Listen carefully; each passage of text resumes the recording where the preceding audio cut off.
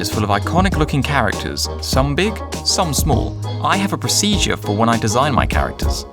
Their role in the show, what species best suits that role, and where would you find them? For instance, Cordo, the creator of Culpamland, is a monk parakeet. Why though? Culpamland was inspired by a play written by Aristophanes, The Birds, a comedy satire that sees two young boys sick and tired of living in Spartan-occupied Athens, so they ask a flock of birds to create a utopia in the sky called CUCKOO Land. With this, I drew a combination of a parakeet and Friar Tuck from Disney's Robin Hood. Next, it developed to this.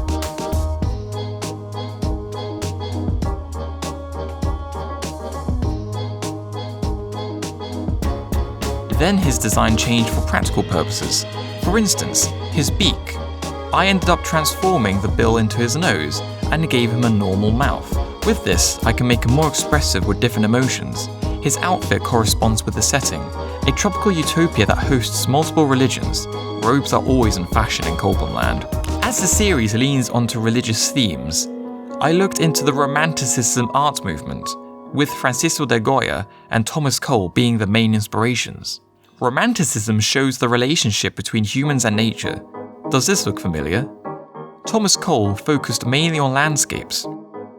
His depiction on the Garden of Eden and religious buildings helped construct the world of Culpamland.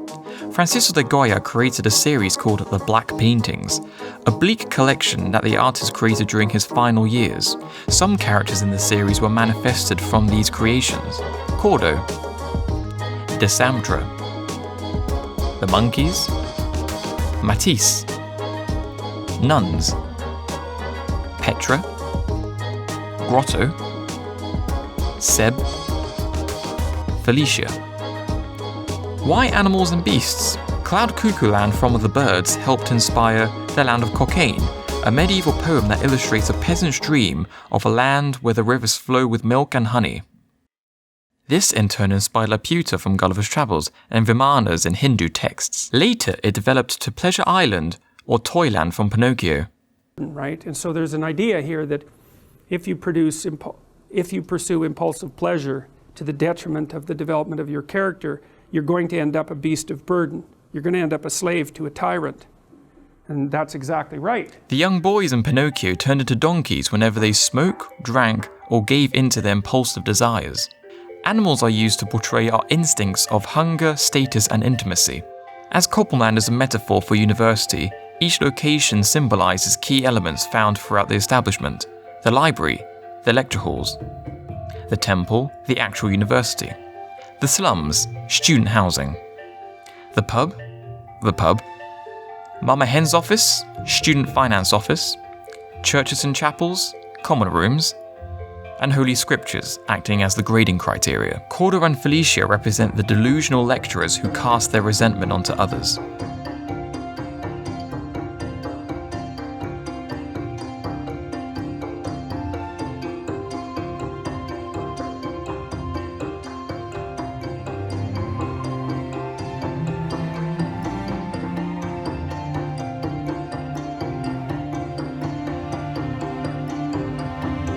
The nuns represent the students who have no idea that they're being scammed and follow the crowd. Grotto, the bartender in your local pub.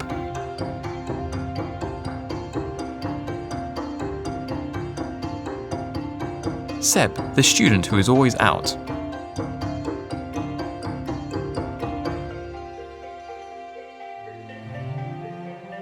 Matisse, annoyingly toxic and amorous.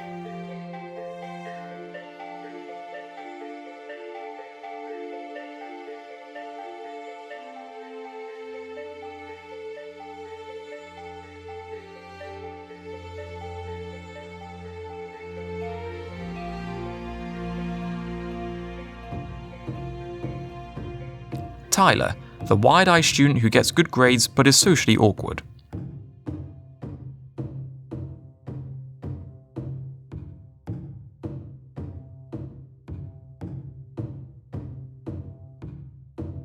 Monsoon and Typhoon, intelligent yet arrogant.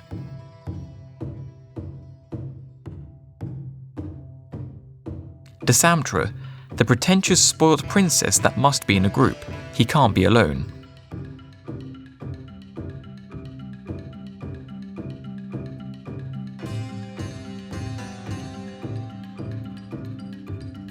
Elijah, a toxic character who feeds on other people's insecurities in a sociopathic manner.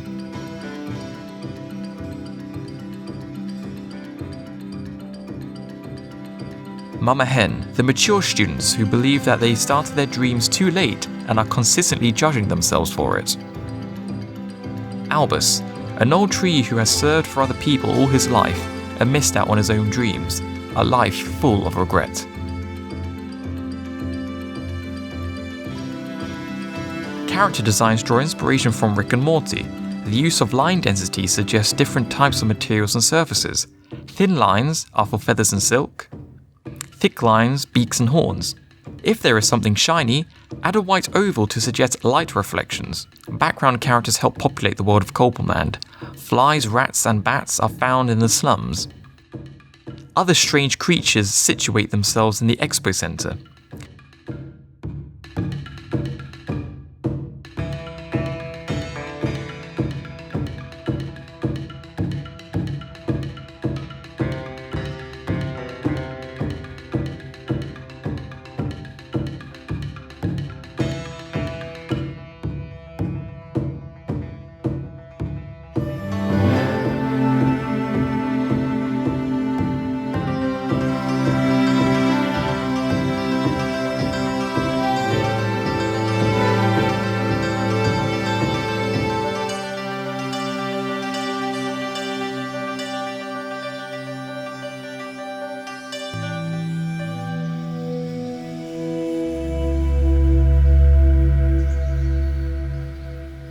Check this guy out. You get an idea on how he will sound, move, and his role in this utopia.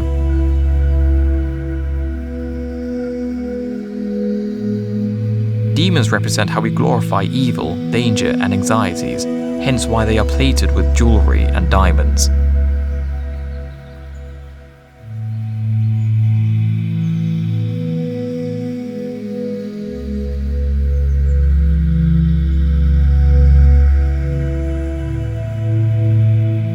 Culpamland draws inspiration from both Christianity and Hindu cultures. Mythical creatures such as goblins, trolls, and gargoyles help populate the scenes.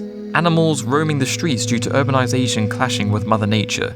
The beauty of sacred landmarks borderlines with poverty and neglect. All of this to make a utopia that runs on controlled chaos.